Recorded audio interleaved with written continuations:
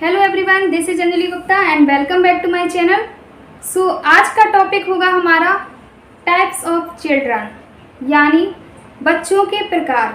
कितने प्रकार के होते हैं बच्चे, किन प्रकार का मतलब उनमें बिहेवियर होता है या किस टाइप के होते हैं वो, तो ये मैं आज बच्चों के बारे में बताऊंगी। ओके, तो टाइप्स ऑफ चिल्ड्रन, बच्चे कितने प्रकार के होते हैं। तो बच्चे जैसे कि एक नॉर्मल जो बच्चे होते हैं वो तो होते ही हैं, एंड जो स्पेसिफिक होते हैं यानी कि विशिष्ट बालक, और एक गिफ्टेड बालक भी होते हैं जो गिफ्टेड चिल्ड्रन होते हैं, यानी प्रतिभाशाली छात्र। ओके, क्या प्रतिभाशाली छात्र। तो कौन कौन से होते हैं? Normal children's,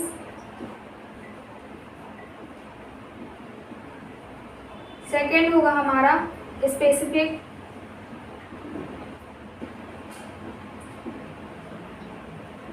children, and next होगा हमारा कौन से? Gifted children.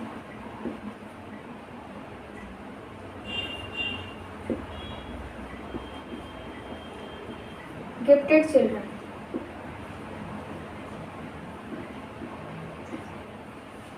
तो नॉर्मल यानी सामान्य बालक,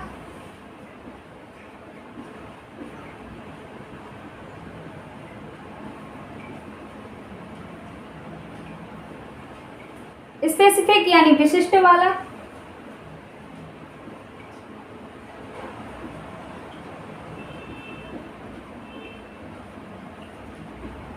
विशिष्ट बालक, एंड थर्ड हमारा हुआ गिफ्टेड चिल्ड्रंस यानी प्रतिभाशाली बालक।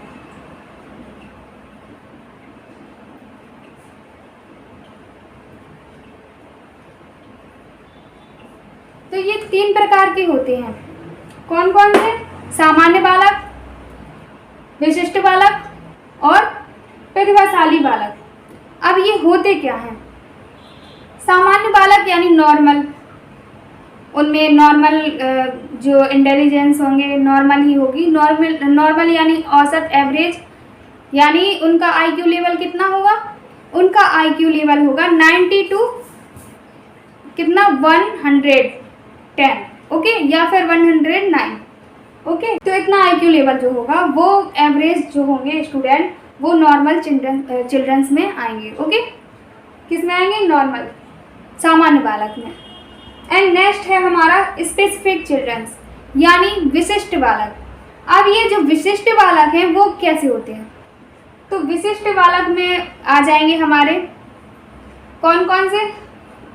पहले आप गिफ्टेड चिल्ड्रन का पढ़ लीजिए। ओके, तो गिफ्टेड चिल्ड्रन यानी प्रतिभाशाली छात्र या प्रतिभाशाली जो बालक हैं वो कैसे होंगे, यानी उनमें क्या होना? उनका आईक्यू लेवल कितना होना? उनका आईक्यू लेवल होना 140 एबव। कितना?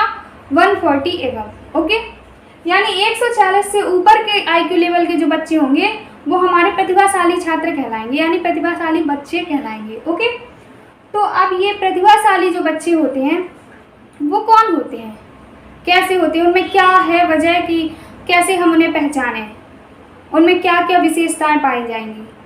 तो उनमें एक तो वो क्या होंगे कि किसी भी फील्ड में बहुत अच्छा करना, उनका जो मेंटली डेवलपमेंट है बहुत ज़्यादा होना, यानी किसी चीज़ को कैच करना बहुत आसानी से, ये सब किस में आ जाएंगे? प्रतिभाशाली बालक में। प्रतिभाशाली बालक जो होते हैं उनमें सृजनात्मकता होती है, यानी क्रिएटिविटी जो होती है वो होती है। ओके, किनमें? प्रतिभाशाली बालक में, यानी कुछ करने की क्षमता, कुछ नया सोचने की क्षमता, कुछ नया बनाने की क्षमता। ओके, तो इनके कुछ विशेषताएं हैं जो मैं बता रही हूँ। कौन कौन सी विशेषताएं हैं? जैसे उनमें क्या क्या चीज़ें पाई जाती हैं।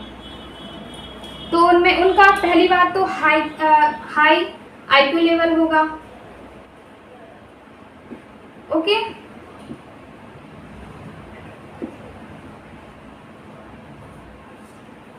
कितना होगा?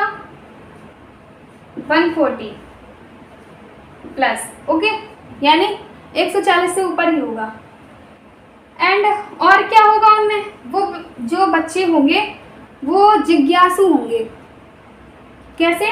जिज्ञासु होंगे। ओके,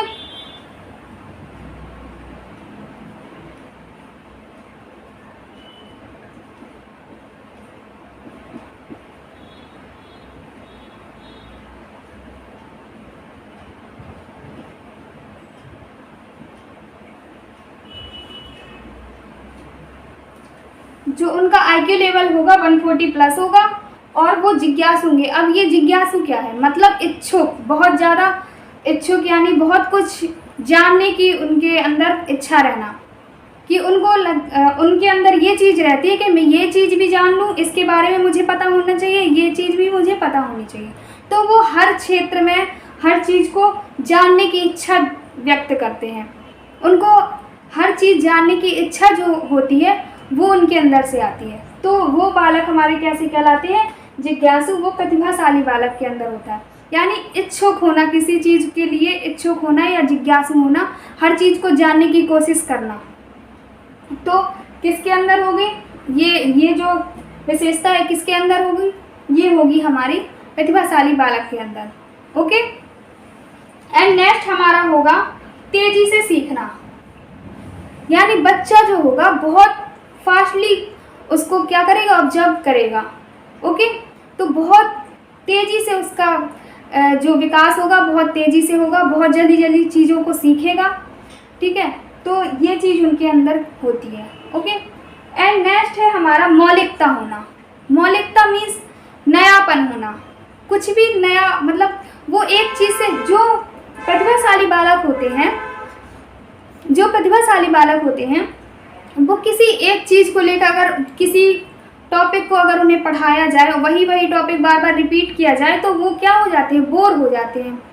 जैसे कि एक टीचर होता है, अगर कोई टॉपिक बता रहा है और नॉर्मल बच्चों के लिए, तो वो क्या हो जाएगा? उस टॉपिक से बोर हो जाएगा, क्योंकि वो चीज़ उसे एक बार में ही समझ में आ जाएगी। अगर फिर से दोबारा से टीचर ने पढ़ाया तो वो उस टाइम में क्या हो जाएगा? बोर हो जाएगा। तो यानी उसको फिर क्या उसके अंदर इच्छा होगी? उसके अंदर इच्छा होगी कुछ नया करने की, यानी उसके अंदर मौलिकता होगी। मौलिकता यानी नयापन, कुछ नया क्रिएट करने की। ओके, तो ये होंगे प्रतिभाशाली बालक। और नेक्स्ट है हमारा क्रिएटिविटी, तो मैंने बता ही दिया, सृजनात्मक होना। तो बच्चों में क्या होगा? बच्चे जिज्ञासु होंगे, उनमें क्या होगा? क्यूरियोसिटी होगी, यानी क्यूरियस होंगे बच्चे, उनके अंदर कुछ नया जानने की इच्छा होगी। ओके, यानी बच्चे जो होंगे वो ये चीज़ उनके अंदर रहेगी कि वो हर चीज़ को जानने की इच्छा रखेंगे। वो आपसे क्वेश्चन पे क्वेश्चन करेंगे कि ये क्या होता है, ये क्या होता है। आपने देखा होगा, बहुत ही बार देखा होगा, आपके आसपास जो बच्चे रहते हैं तो वो क्या करते हैं? वो आपसे क्वेश्चन पे क्वेश्चन पूछते हैं, ये कैसे आया, इसको कैसे बनाया जाता है, ये कहाँ से आया। हर चीज़ को लेके, चाहे वो नेचुरल हो या फिर जो जैसे कोई इलेक्ट्रिसिटी का है कुछ भी, या कोई कुछ भी चीज़ है, तो वो क्या उनके अंदर ये चीज़ होती है जानने की इच्छा कि ये बना कैसे है, ये आया कैसे है। तो ये क्या है? ये उनके अंदर क्या है? जिज्ञासु है, जिज्ञासा है उनके अंदर, सीखने की इच्छा है उनके अंदर, क्यूरियस हैं वो बच्चे। ओके, एंड नेक्स्ट होगा हमारा मौलिकता। मौलिकता मीन्स नयापन, यानी उनके अंदर नयापन होना, कुछ नया जानने की इच्छा रखना। वो बच्चे क्या होते हैं? जैसे कि उनके अंदर वही पुराना वही चीज़ रिवाइज किया जाए तो वो एक टाइम पे बोर हो जाते हैं। तो उनकी इच्छा रहती है कि वो कुछ नया सीखें और नया करने की कोशिश भी करते हैं और नया सीखने की भी कोशिश करते हैं। आपको वो जैसे एक बार आपने कोई क्वेश्चन दिया तो उसको एक बार करेंगे तो कुछ अलग रहेगा, नेक्स्ट टाइम वो करेंगे तो उसमें और कुछ बढ़ा के कुछ चीज़ लेके आएंगे वो, तो हर टाइम उसमें नयापन रहेगा। और वो यही चीज़ दूसरों से भी चाहते हैं कि जो जैसे टीचर है कोई चीज़ पढ़ा रहा है, वो नॉर्मल बच्चों के लिए पढ़ा रहा है, जैसे उसने एक बार कुछ पढ़ाया, अब जो प्रतिभाशाली बालक जो होंगे उनके अंदर तो तुरंत क्या करने की उनके अंदर क्या करने की इच्छा है, वो तो हमेशा तुरंत ही उसको एब्जॉर्ब कर लेंगे। ओके, क्या करेंगे, एब्जॉर्ब कर लेंगे।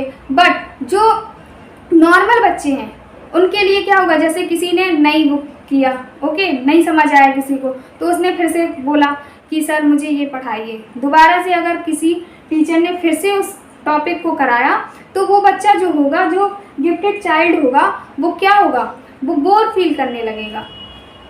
ओके, तो फिर क्या होगा, उनमें हमेशा नया कुछ जानने की इच्छा जागृत रहती है, मौलिकता होती है उनके अंदर, और हर चीज़ में नया करने की भी इच्छा रखते हैं वो। ओके, एंड नेक्स्ट होगा हमारा क्रिएटिविटी, यानी सृजनात्मकता, जिसे हम बोलते हैं रचनात्मकता। ओके, तो ये क्या है, यानी कुछ नया क्रिएट करने की इच्छा होना। तो उनके अंदर क्या, मतलब हर चीज़ वो कुछ नया करने की कोशिश करते हैं, हमेशा कुछ नया करने की कोशिश करते हैं। ओके, तो ये उनके अंदर क्या होना, रचनात्मकता होना। तो वो अपने तरीके से, अपनी सोच के अकॉर्डिंग, अब ऐसे बालकों में कौन सी सोच होती है, ऐसे बालकों में उनकी थिंकिंग होती है, जो सोच होती है वो अब सारी चिंतन होता है उनके अंदर। जब मैं थिंकिंग को पढ़ाऊंगी तो पूरा डिटेल से पढ़ाऊंगी कि क्या है, तो उसके बाद मैं सृजनात्मकता का जो टॉपिक होगा वो भी साथ में लेके आऊँगी। ओके, तो वहाँ हम डिटेल से पढ़ेंगे। एंड यहाँ अभी बस इतना जान लीजिए कि जो सृजनात्मकता होती है वो होती है इन बालकों में, प्रतिभाशाली बालकों के अंदर। ओके, यानी नया कुछ क्रिएट करने की जो उनके अंदर भावना होती है वो होती है। ओके, एंड नेक्स्ट होगा मतलब उनकी तीक्ष्ण बुद्धि होना, यानी मेंटली बहुत ज़्यादा डेवलप्ड होना, बहुत ज़्यादा सोच पाना। क्योंकि अगर वो ज़्यादा सोचेंगे, बहुत ज़्यादा कुछ नया सोचेंगे, कुछ ज़्यादा सोचेंगे, तभी तो वो कुछ कर पाएंगे, तभी तो उनके अंदर सृजनात्मकता का गुण होगा। ओके, तो ये उनकी बुद्धि कैसी होती है, तीक्ष्ण होती है। एंड नेक्स्ट होगा हमारा वास्तविक व्यवहार।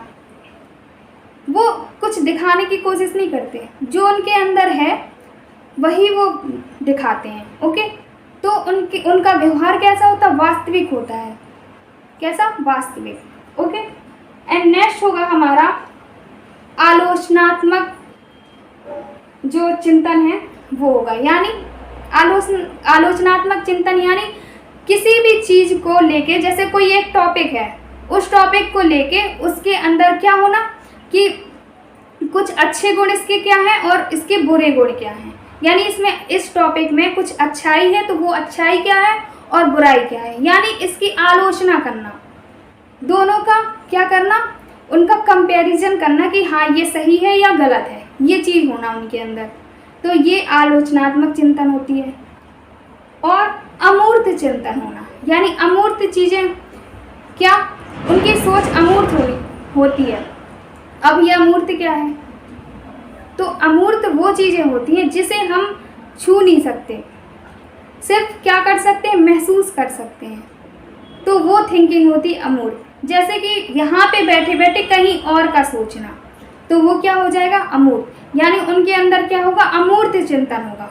वो चीज़ वो कर नहीं रहे होते, लेकिन फिर भी उसके बारे में सोच रहे होते हैं कि अगर मैं ऐसे इसको ऐसे करूँगा तो ये ऐसे काम करेगा, तो उनके अंदर ये चीज़ होना। तो ये क्या होगा, ये हमारा होगा किसके अंदर, प्रतिभाशाली बालक के अंदर अमूर्त चिंतन होगा। ओके, एक होता है मूर्त चिंतन और एक होता है अमूर्त चिंतन। अब ये मूर्त चिंतन जो होता है वो नॉर्मल बच्चों में भी होता है, जैसे कि किसी चीज़ को छूकर उसके बारे में पता लगाना, तो ये हो गया मूर्त। और अमूर्त वो हो गया जो कि सोचना, जो सिर्फ महसूस करना, वो वाकई में हमारे सामने ना होना।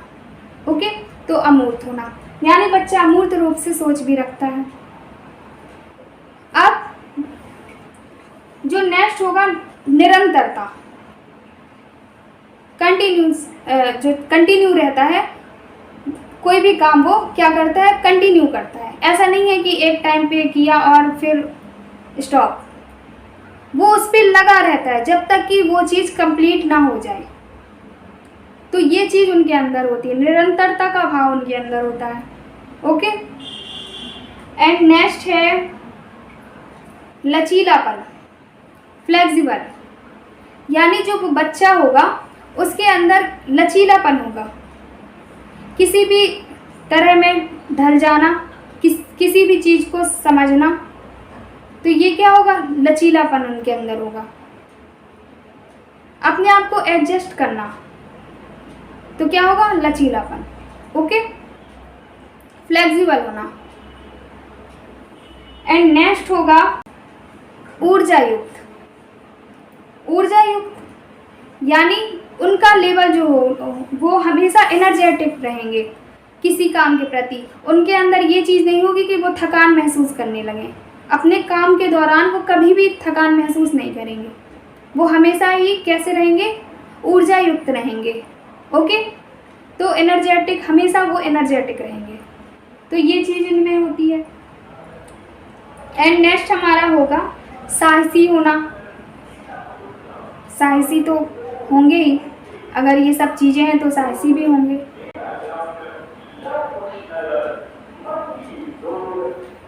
अब जो ये मैंने जो बताया है, ये चीज़ें उनके अंदर पहले से भी रहती हैं और कुछ बाद में भी आती हैं। यानी ये चीज़ें क्या होगा, वो अर्जित भी होती हैं। जरूरी नहीं कि बालक पहले से ही सब कुछ सीख के आए, उसको अर्जित किया जाता है। ओके, तो जन्मजात भी कुछ चीज़ें होती हैं और फिर उसका अर्जित भी किया जाता है। ओके, तो ये प्रतिभाशाली बालक की कुछ विशेषताएं थी। अब नेक्स्ट हम पढ़ेंगे स्पेसिफिक चिल्ड्रन, यानी विशिष्ट बालक। तो विशिष्ट बालक जो होते हैं वो क्या होते हैं।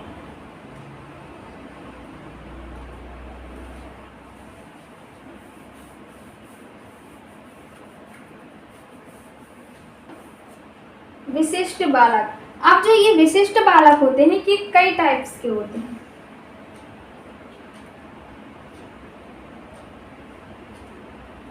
अब ये विशिष्ट बालक होते क्या हैं। स्पेशल चाइल्ड वो होते हैं जो जिनके अंदर कोई ना कोई चीज़ की कमी रहती है, कोई अक्षमता उनके अंदर रहती है, तो वो किस में आ जाएंगे, स्पेशल चाइल्ड में आ जाएंगे, जिनके लिए स्पेशल एजुकेशन की आवश्यकता होती है। ओके, तो जैसे कि अगर वो दृष्टि बाधित है तो उसके लिए ब्रेल लिपि का यूज होगा, है ना, तो उनकी टीचिंग मेथड भी डिफरेंट टाइप की होगी।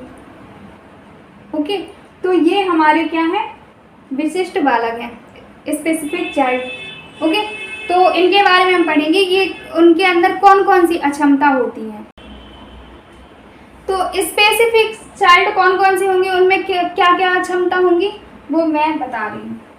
तो पहला होगा हमारा शारीरिक अक्षमता।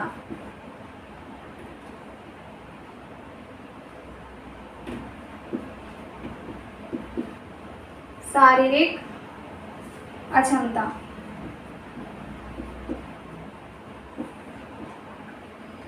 एंड नेक्स्ट हमारा होगा विकासात्मक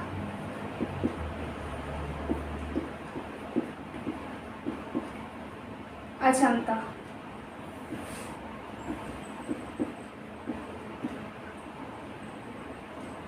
एंड नेक्स्ट होगा हमारा व्यवहारात्मक अक्षमता।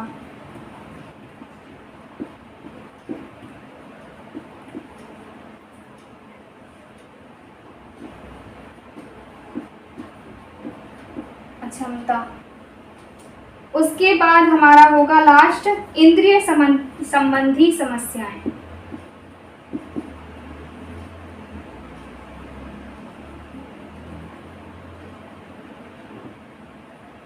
इंद्रिय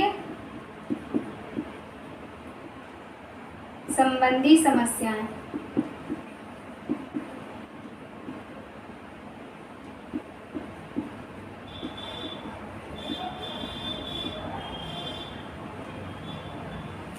तो ये शारीरिक अक्षमता यानी बच्चे के अंदर क्या होगा, फिजिकल जो डिसेबिलिटी होगी वो होगी उनके अंदर। अब ये क्या होता है, मतलब कि या तो जो उनके अंदर कोई चीज़ की कमी होगी, या तो हाथ नहीं होगा या पैर नहीं होगा, तो ये सारी चीज़ें आ जाएंगी किसमें, शारीरिक अक्षमता में। एंड नेक्स्ट होगा हमारा विकासात्मक अक्षमता, यानी जो हमारी डेवलप्ड हुआ है, हमारा मेंटली से प्रॉब्लम से आ जाएगा, यानी हमारा जो माइंड होगा वो यानी पूरी तरह से विकसित ना हो पाना, तो ये डिसेबिलिटी होना उसके अंदर, मेंटली प्रॉब्लम होना।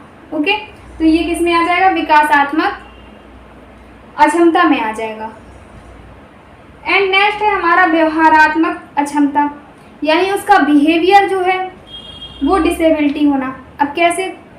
जैसे कि उसका बिहेवियर में कुछ बच्चे ऐसे होते हैं कि वो कभी भी जो शर्ट के बटन होते हैं वो उल्टे लगा लेते हैं, चाहे उन्हें जितना सिखाओ आप, फिर भी वो उल्टे लगा लेते हैं। तो ये क्या है? उनका बिहेवियर ही ऐसा है। ओके, तो बिहेवियर तो अक्षमता ये हो गया, डिसेबिलिटी। एंड नेक्स्ट होगा इंद्रिय संबंधी समस्याएं।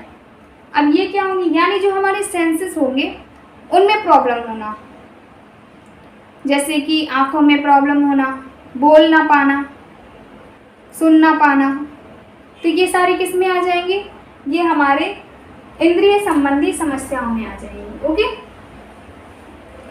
तो अब इनकी क्या होती है? डिसेबिलिटी जो होती है, तो उसके लिए जो हमारा साइकोलॉजी है उसमें डिफरेंट वर्ड होते हैं जो कि आते हैं, कि जैसे कि फिजिकल डिसेबिलिटी है जिसमें कि लिखना पढ़ना जो है उसकी डिसेबिलिटी है, तो उसमें क्या बोलेंगे उसको। तो ये सारे टर्म हैं जो मैं आपको भी बताऊंगी। ओके, तो ये है शारीरिक अक्षमता, विकासात्मक अक्षमता, व्यवहारात्मक अक्षमता और इंद्रिय संबंधी समस्याएं। अब जो ये स्पेशल चाइल्ड होते हैं, तो इनके लिए पहले क्या होता था कि स्पेसिफिक स्कूल होते थे उनके, ओके, और स्पेशल क्लासेस होती थी, स्पेशल के लिए टीचर भी अलग से रहते थे। बट क्या हो गया है, जब से आरटी वगैरह आया है, तो उनने एनसीएफ वगैरह, तो उनने क्या कर दिया, उनने हमारी जो एजुकेशन है, चाहे वो विशिष्ट बालक हो या नॉर्मल हो, वो सब क्या होंगे? एक साथ पढ़ेंगे। बस सिर्फ उनमें फ़र्क क्या रहेगा? वो एक ही क्लास में पढ़ेंगे और साथ में पढ़ेंगे, पर फ़र्क उनका सिर्फ इतना रहेगा कि उनके जो टीचिंग मेथड होंगे वो डिफरेंट होंगे। ओके, और ये क्यों किया गया है? ये इसलिए किया गया है क्योंकि जो स्पेशल चाइल्ड होते हैं उनको अलग रख के वो और ये चीज़ एहसास दिलाई जाती है कि उनके अंदर कोई प्रकार की अक्षमता है, वो नॉर्मल बालक की तरह नहीं है, और वो ये इस सोच में रहते हैं, तो कुछ आगे करने की उनके अंदर हिम्मत नहीं बन पाती है, क्योंकि वो ये ठान ही लेते हैं कि मैं कर ही नहीं सकता, क्योंकि मैं स्पेशल हूँ, यानी मेरा अलग से ही है, तो मेरा अलग स्कूल है, मेरी अलग, तो वो नॉर्मल बालक की तरह नहीं हो पाएंगे। उनको ये चीज़ उनके अंदर आ जाती है। तो इसलिए क्या किया गवर्नमेंट ने? इसलिए उन्होंने एजुकेशन के लिए दोनों को एक साथ एजुकेशन के लिए समावेशी कक्षा का विकास किया, तो यानी समावेशी शिक्षा। ओके, तो इसका विकास किया। अब उस समावेशी शिक्षा में क्या होता है? उसमें दोनों प्रकार के जो बालक होंगे वो एक साथ बैठ के पढ़ सकेंगे, बस उनका जो टीचिंग मेथड होगा वो डिफरेंट होगा। या फिर जैसे कि जो हमारे स्पेशल चाइल्ड होते हैं उनको बहुत ज़्यादा नीड होती है टीचर की, तो उनके लिए स्पेशल टीचर उनका ध्यान रखें, ये सब चीज़ें उनके अंदर आएंगी। ओके, तो उनका स्पेशली ध्यान दिया जाएगा नॉर्मल बालक की अपेक्षा। ओके, सो ये हैं हमारे स्पेसिफिक चिल्ड्रंस। मैं जब जो हमारा टॉपिक है समावेशी शिक्षा, एनसीएफ, आरटीई एक्ट वगैरह, ये सारा लेके आऊँगी, तो उसमें सारा कुछ पढ़ाऊँगी। तो अब हम जान लेते हैं कि डिसेबिलिटी के लिए कौन कौन से वर्ड यूज किए जाते हैं, कौन कौन से टर्म यहाँ पे यूज किए जाते हैं। ओके, तो अब हम क्या करेंगे? लर्निंग डिसेबिलिटी या डिसऑर्डर। ओके, तो ये लर्निंग डिसेबिलिटी जो है, ये वर्ड सबसे पहले किसने दिया था? ये दिया था सैमुअल क्रेक ने। किसने? Samuel crack. याद रखिएगा कि लर्निंग डिसेबिलिटी जो वर्ड है इसका यूज़ सर्वप्रथम किसने किया था? वो किया था सैमुअल क्रेक ने। ओके, तो ये लर्निंग डिसेबिलिटी होती क्या है? यानी जो अधिगम अक्षमताएं होती हैं, यानी जो सीखने में किसी चीज़ की कमी होना या वो सीख ना पाना, उस प्रकार की कैपेबिलिटी नहीं होना कि वो किसी एक चीज़ पर्टिकुलर एक चीज़ के लिए होता है। ओके, जिसमें वो क्या करता है? डिसेबिलिटी उसके अंदर होती है। या डिसऑर्डर होता है, जो वो सीखना चाहता है वो पर्टिकुलर कोई चीज़ उसे नहीं सीख पाता। तो ये क्या हो गया, लर्निंग डिसेबिलिटी या डिसऑर्डर हो गया। ओके, सो ये कौन कौन सी लर्निंग डिसेबिलिटी होती है, इसके बारे में बहुत ज़्यादा क्वेश्चन आता है, बहुत ही ज़्यादा क्वेश्चन पूछा जाता है। हर पेपर में 1 या 2 क्वेश्चन इससे ज़रूर मिलेगा, ज़रूर मिलेगा। चाहे आप प्रीवियस पेपर यूपी टेट के या सी टेट के देख लीजिए, अगर उसमें नहीं मिला तो बताना, ये ज़रूर मिलेगा आपको, 1 क्वेश्चन तो ज़रूर होगा। वो किस तरीके से पूछते हैं, तरीका पूछने का अलग अलग होता है। ओके, तो लर्निंग डिसेबिलिटी जो डिसऑर्डर है, पहला हमारा डिसलेक्सिया, इसको हिंदी में भी ऐसे ही पूछेगा, डिसलेक्सिया। ओके, डिसलेक्सिया, तो ये वर्ड जो है ये किस प्रकार का डिसऑर्डर है, ये डिसलेक्सिया जो डिसऑर्डर होता है ये हमारी रीडिंग संबंधी समस्या जो होगी, यानी जो हम पढ़ते हैं तो उस पढ़ने में जो प्रॉब्लम आना वो किस में होगा, वो इसमें होगा, यानी वो पठन अक्षमता उसके अंदर होना, क्या होना, पठन अक्षमता होना। ओके, तो लर्निंग डिसेबिलिटी जो है रीडिंग की तो रीडिंग डिसेबिलिटी क्या होगा, डिसलेक्सिया होगा। रीडिंग क्या, डिसलेक्सिया, तो रीडिंग के लिए कौन सा वर्ड होगा, डिसलेक्सिया। ओके, तो ये याद रखिएगा, मैं रिपीट बार बार इसलिए कर रही हूँ ताकि आपको यहाँ पे याद हो जाए, और क्लास के बाद आप एक बार रिवीजन करो तो आपको तुरंत आ जाए। ओके, नेक्स्ट होगा हमारा क्या, डिस्ग्राफिया। डिस्ग्राफिया, ग्राफ, तो ग्राफ तो लिखेंगे, बनाएंगे, है ना, तो उसमें क्या आप इसी से लगा लेना कि ग्राफ है, तो ग्राफ मीन्स लिखना, बनाना। ओके, तो क्या हो जाएगा, राइटिंग। तो डिस्ग्राफिया यानी राइटिंग डिसेबिलिटी या राइटिंग डिसऑर्डर, यानी लिखने संबंधी समस्या जो होना वो क्या होगा, डिस्ग्राफिया होगा। ओके, तो इसमें क्या आएगा, लेखन अक्षमता, क्या आएगा, लेखन अक्षमता।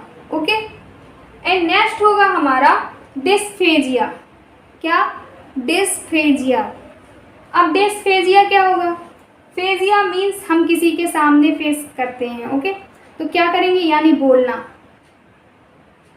बोलेंगे ना, जब किसी के सामने होंगे तो बोलेंगे, फेस करना यानी उनसे बोलना। ओके, तो ये क्या हो गया, डिस्फेजिया हो गया। ये टर्म मैं इसलिए कह रही हूँ ताकि आपको याद हो जाए। डिस्फेजिया यानी स्पीकिंग, यानी जो वाचन संबंधी समस्या है, यानी वाचन अक्षमता जो है वो क्या है, डिस्फेजिया है। ओके, वाचन अक्षमता, डिस्फेजिया। एंड नेक्स्ट हमारा होगा डिसकैलकुलिया। अब डिसकैलकुलिया आपको वर्ड से समझ में आ रहा होगा, कैलकुलेशन आ रहा, तो कैलकुलेशन क्या, यानी मैथ। तो कैलकुलेशन में डिसेबिलिटी यानी मैथ में जो गणित सीखने में अक्षमता होती है वो क्या कहलाती है, वो हमारी कहलाएगी डिसकैलकुलिया।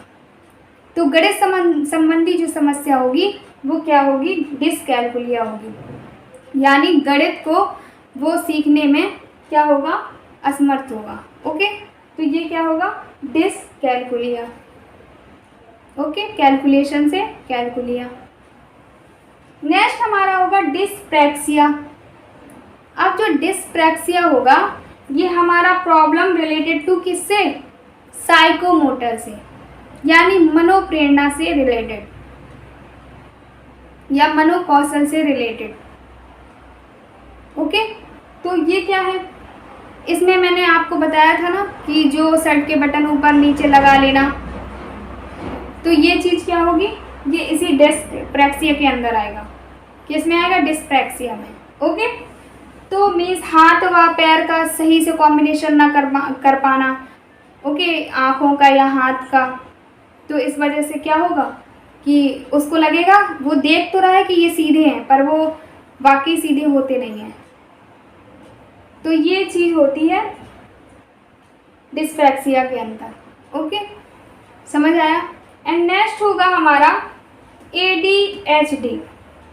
यानी अटेंशन डेफिसिट हाइपर डिसऑर्डर।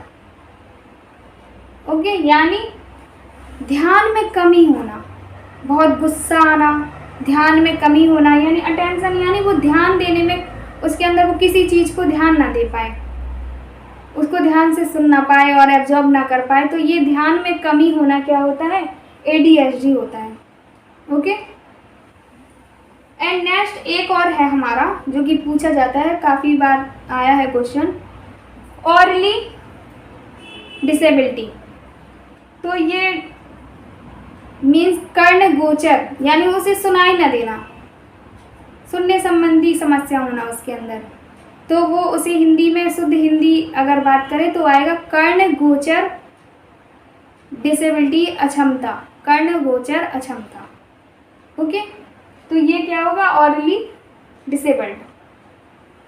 तो ये थे हमारे डिसेबिलिटी जो टर्म आते हैं इसमें साइकोलॉजी में, तो ये टर्म बहुत ज़्यादा पूछे जाते हैं, तो ये याद रखिएगा। तो आज हमने क्या पढ़ा, आज हमने बच्चों के प्रकार के बारे में पढ़ा कि किस टाइप्स के होते हैं बच्चे और क्या क्या उनकी विशेषताएं बच्चों में क्या क्या होती है। ठीक है, फिर उसके बाद जो स्पेशल चाइल्ड हैं उनकी डिसेबिलिटी के बारे में कि कौन कौन सी अक्षमता होती है उनके अंदर, एंड उसके बारे में फिर हमने कुछ टर्म जो साइकोलॉजी के टर्म हैं जो कि डिसऑर्डर से रिलेटेड, वो हमने पढ़े। तो ये सारा कुछ आपको समझ में आ गया होगा।